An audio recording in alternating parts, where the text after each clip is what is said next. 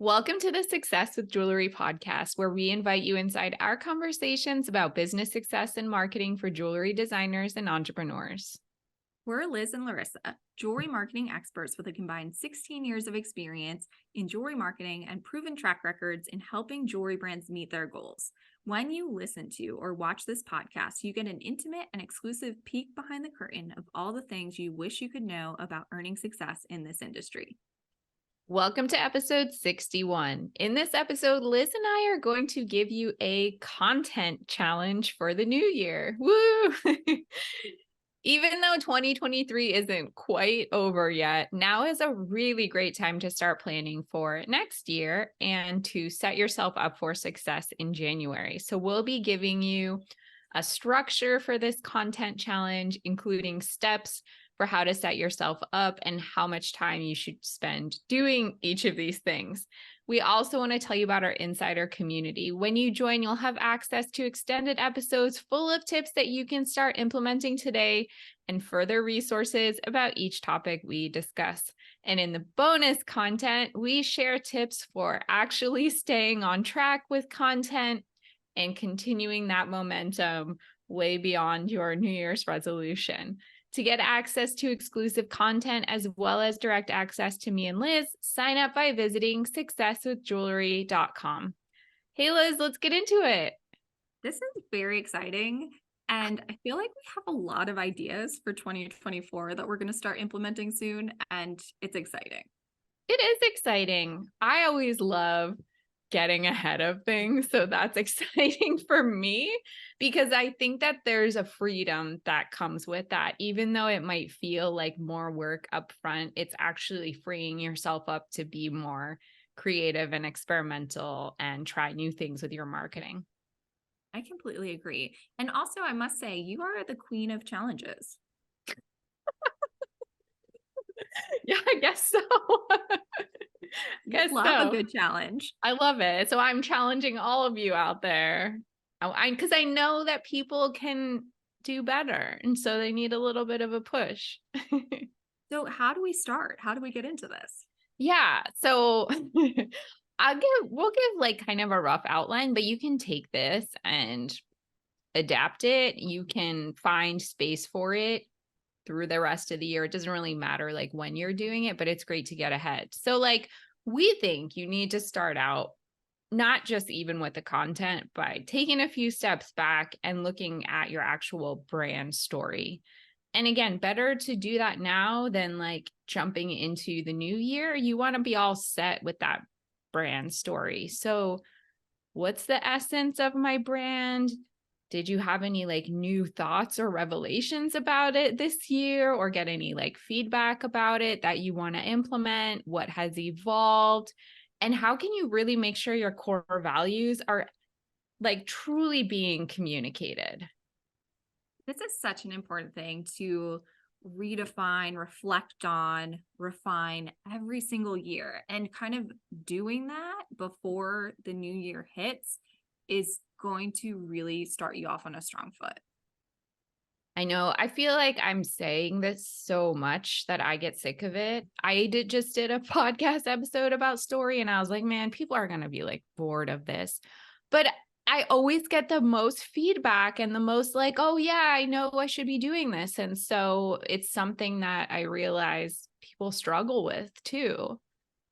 And that's what sells your jewelry. Like that is what is going to set you apart. So having a strong story and being able to articulate that and communicate that to your clients, like that is what helps them connect with your brand and helps you it helps set you apart from other brands or like other big businesses.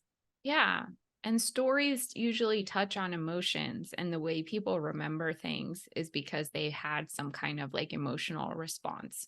Like looking at something and just thinking it's pretty or cool is one thing, and having an actual like being moved by something or inspired or like, I don't know, having it kind of change your mind about whatever, like that is a whole other level of connection. I love this note you put. Remember, your story is the soul of your brand. It's so true. It is. Yeah. I mean, do you just want to be like a pile of metal and gems, or do you want to actually have like depth and meaning and soul and emotion? It's like, you know, being a bag of bones and muscle versus like having a personality and like being an individual. I think that designers kind of shy away from like sharing their story or like spending too much time on it because they know it. They feel like they know it. And to them, I've heard this from designers before, it feels boring or it feels uninteresting or it feels like they've said it enough and people know it, but they don't. You have to kind of keep reiterating it. So the more clear you are on how you want to articulate that story, the more clear it will be for your end consumer. That's week one. That's what we're focusing on during week one. What are we doing in week two? Yeah. Oh, also, I want to mention because I think people are like, well, like, how much time should I spend on this? I think, yeah, we say like week one, but it really depends. It's like, how comfortable do you already feel with the brand story, or do you need to spend more time and like sit with it, think about it, marinate, hire someone to help you, whatever. So it'll be different for everyone. And then, so week two, think about your year. So, what worked? You might want to look at the actual numbers, like what had really great performance. Was Instagram good for you? Was email good for you? Like, where were you most able to connect with your audience? Where did it feel like the most natural to share your story? And then, how can you like lean into those things more next year? I think a great thing is like what content performed really well. I think that you'll probably see that the content that performed the best and the emails that performed the best that were the ones that were more personal or the ones where you're sharing more of a story. So that's my prediction there when you look at those results. But also, I love looking at your numbers yearly. A lot of times, designers seem to get into like the like post by post analytics, like how many likes does this have? But what really is what you need to go off when you're determining what to do in the following year is how it all worked together. Like looking at it like month by month and then throughout the year as a whole will give you a lot more insight than looking at every single post. Oh, yes, please don't like get caught up in the like micro like micromanaging your data, because ultimately that stuff doesn't matter. Instagram algorithm crazy. Like, you want to see bigger patterns and trends, not like get caught up in like one post versus another. Definitely. So after you do your numbers, how long should this take? I mean, if you've been reporting all year, every month, then it shouldn't take too long to take a look at your year. Yeah. And if you haven't been reporting monthly, I would encourage you to do so starting now. Yeah, definitely. So that will vary for you. But regardless, you know, take time to reflect, and also not just the platforms, but like, how often are you using these? Are you sending emails once every who knows how much? Can we like ramp that up a little bit? Is your posting schedule for Instagram like really erratic? Like, how can we get that to be more consistent? So those are also things you want to think about. That's great. And so then moving into week three. Yes. So this is a brainstorm, which me and Liz love. It's probably our favorite time. This is where we don't want you to censor yourself. We don't want the self-consciousness to come in. It's literally just like everything you could possibly think of, things you've had on your mind that you've been wanting to try, things you've seen other people do that you think is cool, maybe things that you're not even sure can happen content wise, but hey, let's put it on a list anyway. Just like dump it in there. That would be a fun episode for us is to just do like a brain dump of just ideas for jewelry designers. Yeah, we should do that. I like it. Yeah, and don't use AI, or at least don't start with AI, is my Yeah. advice. Like start with like what the ideas maybe you've been thinking about all year, just like get it all out of your head. And like that brainstorm will go a really long way. That's something we used to do. It was always fun to have like a marketing team, as much as I love working for myself, because we would get in a room and like have the whiteboard and like everybody would shout out ideas and we would kind of pull from them all year. Yeah. And if you don't have that team, I agree with Liz, like, don't start with AI for the brainstorm, but the AI can kind of be your team. The same way, like if one person says something, then it bounces off like another idea and back and forth. And I think AI can kind of help with that. Yeah, or family members or friends who like know a lot about your business. They're always fun to brainstorm with. Like buy them a cup of coffee and have a conversation about your brand, and a lot of stuff will come from that. Definitely. And then don't forget stuff that you did in the past year that was successful, because maybe there are ways you can like alter it a little bit or just reuse the same idea, but then make sure it's in that brainstorm too.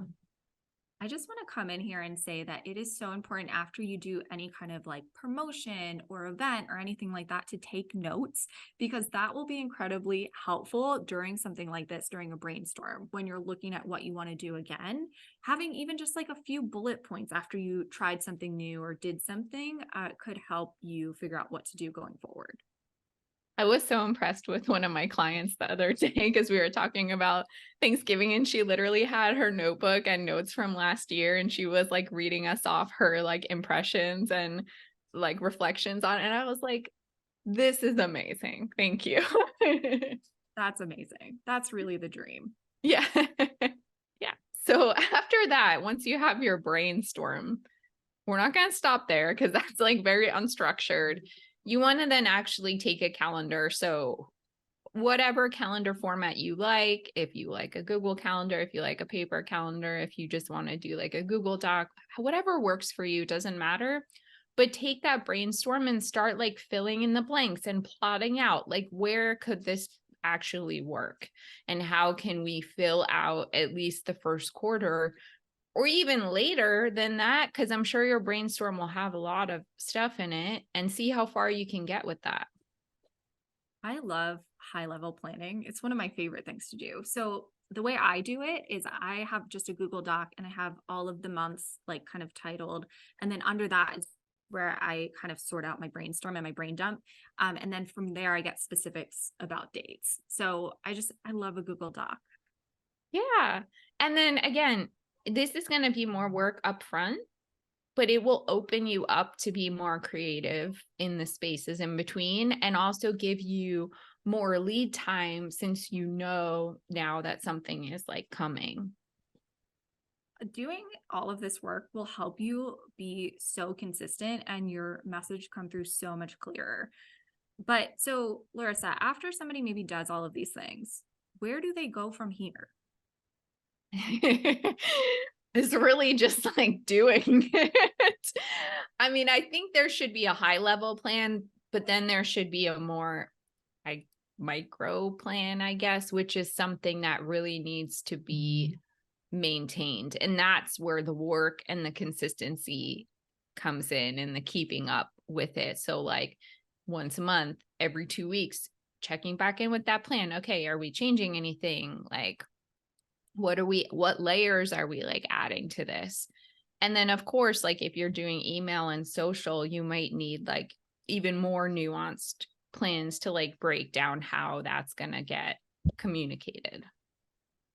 Right. So then you need to like once you do all of that, you need to commit to scheduling it and putting it out there. Yeah, that's the hard part. Yeah, But I think, a routine helps, like dedicate one specific day and time to doing that. Marketing Monday is my favorite. It's like Mhm. just blocking off like a Monday morning or Monday afternoon to like check in with your marketing, make sure everything's ready to go for the week or month. Just having it on your calendar is really helpful. And pay attention to how amazing you will feel whenever, like, there's no chaos. It's all planned, scheduled. You know what's going on. You have time to prepare things. And you don't feel, or hopefully you won't feel like at the last minute you kind of need to just fly by the seat of your pants or change things all the time or just feel like nothing's working, because you're letting things work by like having this plan. Definitely. And there are definitely like tools to help make it easier for you. And again, like scheduling things out, putting them on your calendar makes it feel so much easier. And you don't want to like, maybe you do all of this work. It's not something that you're going to like do and be done with. It's something you want to keep checking in with, responding to, engaging with. Top brands are constantly meeting about their marketing. And so even if you're just having a meeting with yourself or like time set aside to think about your marketing, you need to be doing that. Oh, yes. The calendar is like every time I meet with my clients, whether it's once a week or every other week or however, it's like, all right, let's talk about the calendar again. Like there are always shifts, need to pivot for whatever reason. Like it's like a living, breathing thing. So if somebody wants to take this challenge, how can we support them? They should go to successwithjewelry.com. Yeah, or let us know on Instagram, Yeah. send us a DM, leave a comment or post something on successwithjewelry.com and just let us know that you're doing this and ask us questions. Let us know how we can support you, where you're at, where you're struggling. We definitely want to hear from you. Yeah. Or if you have questions about like tools to use or even AI or whatever you want, like we do this stuff all the time. So we can help you. So are you trying to set yourself up for success in the new year? Let us know. Again, you can visit successwithjewelry.com to sign up for the extended episode as well as exclusive content. Thanks so much for listening.